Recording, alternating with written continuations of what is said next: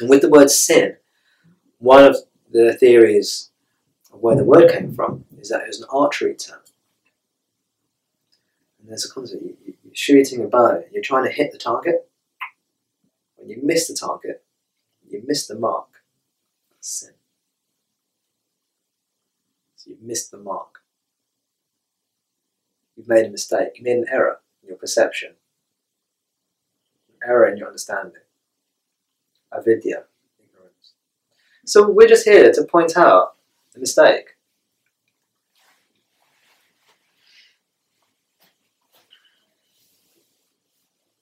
And it's a very basic, fundamental mistake. It's so basic, so fundamental, we don't even realise we've made it. It's not like other mistakes. When you go, oops, made a mistake. And you might not know how to correct it. You might know how to correct it. But you know you've made the mistake. And then you're left in a situation how to deal with that. Here we're in an interesting situation where we don't realise that we've made a mistake. But what we do realise is that we suffer. So we recognise a symptom that is caused by this avidya, suffering. And we come here, most of us, to seek release from that suffering. And that's what these teachings promise. That's what these teachings promise. Freedom and release from the suffering.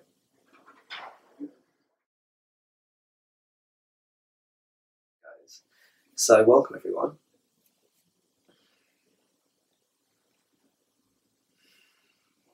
As we normally do at the beginning, please adjust your postures. Make yourself comfortable.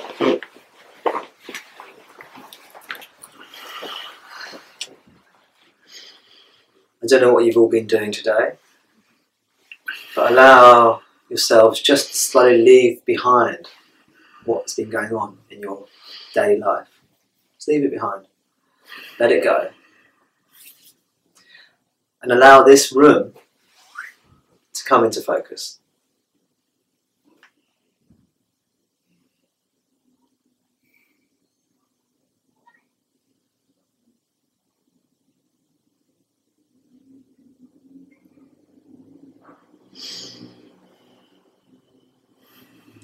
Allow your bodies to come into focus.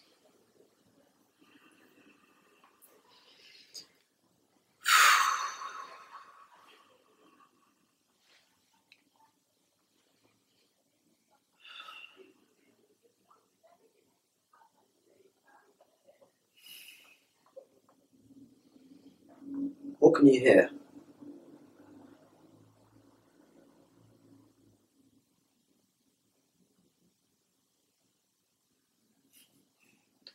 Why are you laughing? Laugh now. Get it out of your system now. Oh, I wouldn't get out of my system for a while, I think. It's okay. It's a lifetime's work, isn't it? Okay. I don't know why I'm laughing. Actually, while we're laughing, I should mention, as always, we meet for drinks afterwards. I think everyone knows you're welcome to join us in the bar afterwards for more laughter. Laughter, fun and merriment.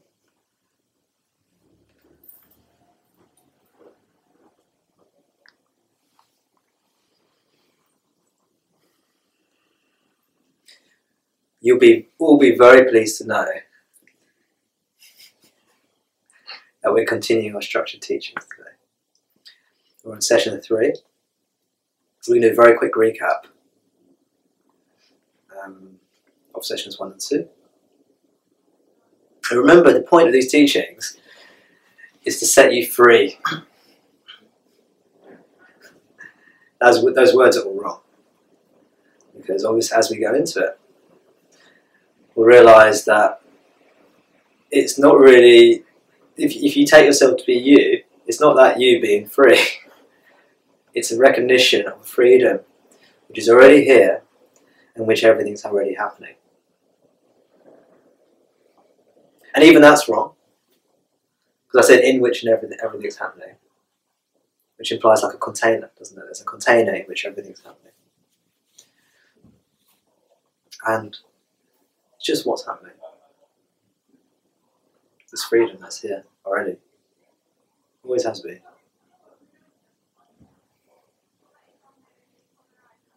If you're trying to get somewhere else, it just means, that's fine. You know, most people are trying to get somewhere else. That's what seeking means.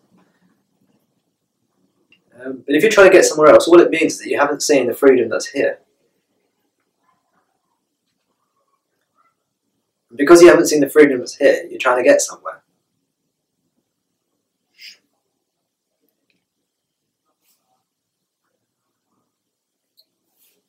So the teachings are pointing something out that's been missed. That's already here.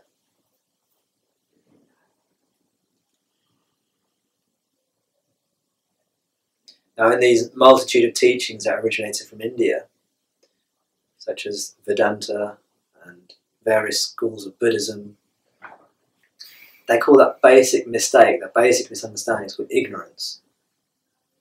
Avidya. Vidya means understanding or knowledge, and avidya means ignorance or not misunderstanding, not knowing,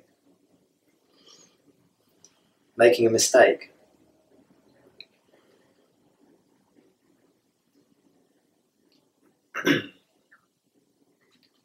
Which, interestingly, has the same root meaning as what we call sin in the Judeo-Christian.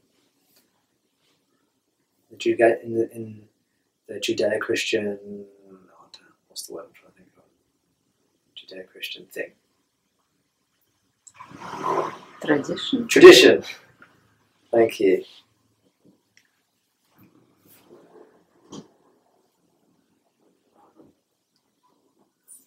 Yeah, sin means to miss the mark.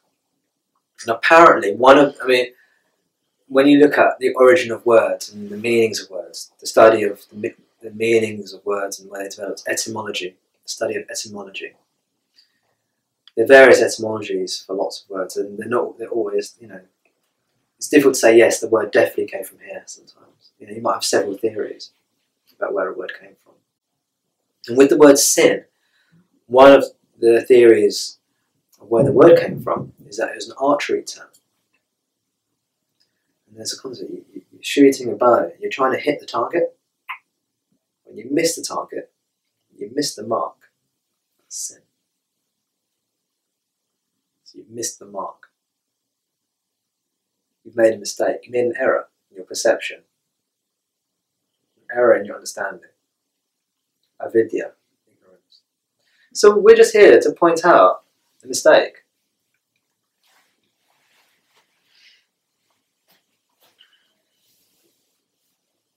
And it's a very basic, fundamental mistake. It's so basic, so fundamental, we don't even realise we've made it. It's not like other mistakes. When you go, oops, made a mistake. And you might not know how to correct it. You might know how to correct it. But you know you've made the mistake. And then you're left in a situation how to deal with that. Here we're in an interesting situation where we don't realise that we've made a mistake. But what we do realise is that we suffer. So we recognise a symptom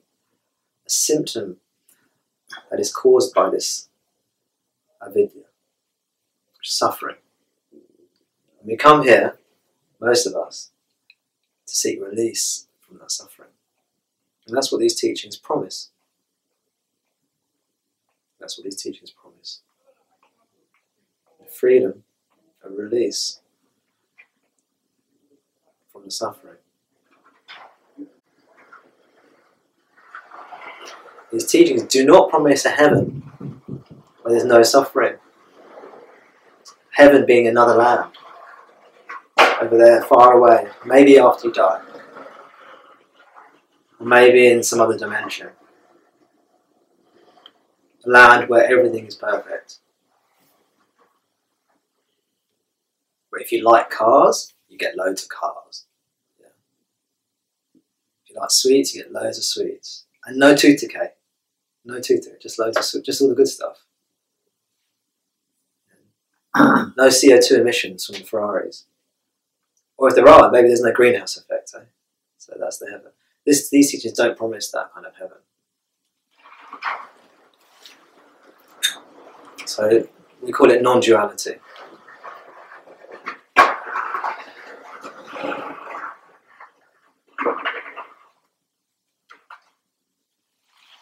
Non-duality. Why do we call it non-duality? Because we're not here in one place trying to go to heaven a second place. We're here in one place, and these non-dual teachers are saying, this one place where we're at is it. This is the heaven.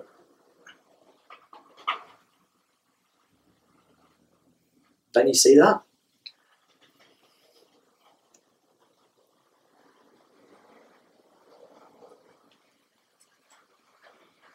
And if you do see that, wonderful.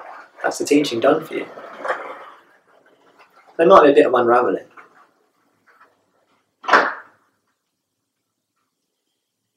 But if you don't see it, then the structured teachings come in.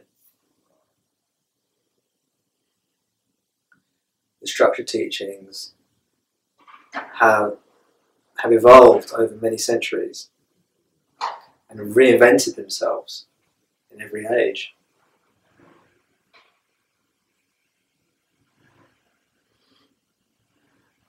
To suit the interaction with the people seeking this understanding. This vidya understanding. To remove this sin, this original sin.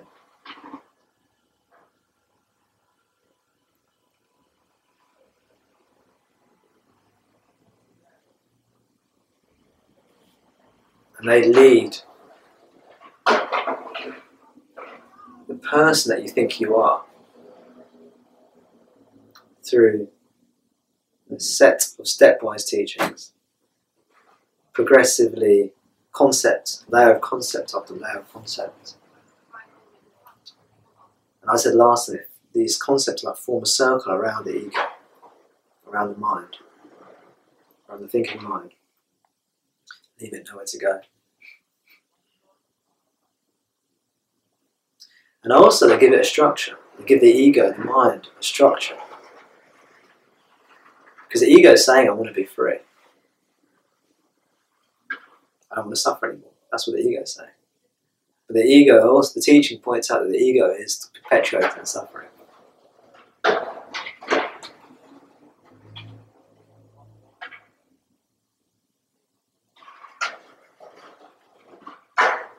There's a traditional story about this. And they say the ego is like a thief. Thief, bad guy, right? A thief. Causes suffering. But the ego pretends to be the policeman to catch the thief. And it catches the thief, puts it in jail, and then comes back and goes, yeah, look, caught the thief. And obviously what you're left with is the policeman, which is the thief in disguise. This is what happens as a seeker. The ego perpetuates itself. Keeps on perpetuating itself. And this is what I'm seeing through the satsangs. The sort of spiritual meetings. Satsangs. Where seekers are going to these satsangs. And there's benefit to them. Perhaps they're meeting like-minded people. And they're coming across genuine teachers. But the ego is still perpetuating itself. Because that ego comes back and says, look, I figured it out. It's like the policeman that comes back after he's put the thief in jail. He says, hey, look.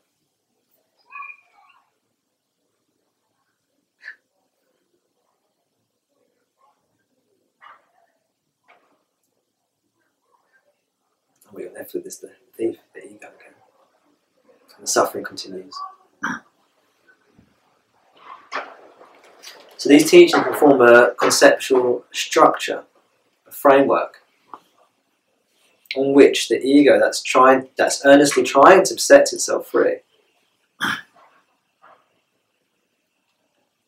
from itself. You'll give it somewhere to sort of a set of reference points. And hopefully you'll see how that can be helpful. It'll stop the ego making wrong turns. That's a lot of what this is teaching about. It's stopping the ego making bad mistakes, going off in the wrong direction, until it's got nowhere to go.